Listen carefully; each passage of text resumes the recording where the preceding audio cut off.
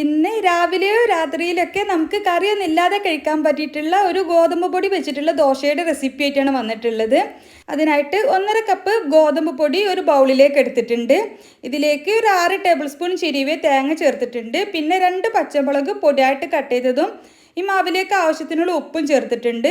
ഇനി മാവൊന്ന് കലക്കി എടുക്കാനായിട്ട് 1.5 കപ്പ് ഗോതമ്പ് പൊടി എടുക്കുമ്പോൾ 2 കപ്പ് വെള്ളം ചേർത്തിട്ട് നന്നായിട്ടൊന്ന് മിക്സ് ആക്കി എടുക്കാം. നമുക്ക് മാവ് കലക്കിയെടുത്തതിന് ശേഷം നോക്കിയിട്ട് ആവശ്യത്തിനുള്ള വെള്ളം കൂടി ഒഴിച്ചു കൊടുക്കണം. ഇപ്പോൾ മാവ് കുറച്ച് തിക്കായിട്ടാണ് ഉള്ളത്, അപ്പോൾ ഞാനൊരു 2 ടേബിൾ സ്പൂൺ വെള്ളം കൂടി ഒഴിച്ചു കൊടുത്തിട്ടുണ്ട്. ഇനി നമുക്കൊന്നുകൂടി ഇത് മിക്സാക്കി നോക്കിയിട്ട് ആവശ്യമെങ്കിൽ കുറച്ചുകൂടി വെള്ളം ഒഴിച്ചു കൊടുക്കാം. അപ്പോൾ ഞാൻ വീണ്ടും 1 ടേബിൾ സ്പൂൺ വെള്ളം കൂടി ചേർത്ത് കൊടുത്തിട്ടുണ്ട്. നന്നായിട്ട് മിക്സാക്കി കൊടുക്കാം. ഈ ഒരു പാകത്തിനാണ് മാവിൻ്റെ ലൂസ് വേണ്ടത്. അപ്പോൾ ഞാൻ മൊത്തം ഒരു 2.25 കപ്പോളം വെള്ളം ഒഴിച്ചു കൊടുത്തിട്ടുണ്ട്. ഇനി ചൂടായിട്ടുള്ള പാനിലേക്ക് ഓരോ തവി മാവ് ഒഴിച്ചു കൊടുക്കാം. എന്നിട്ട് ഇതുപോലെ ചെറുതായിട്ടൊന്ന് പരത്തി കൊടുക്കാം.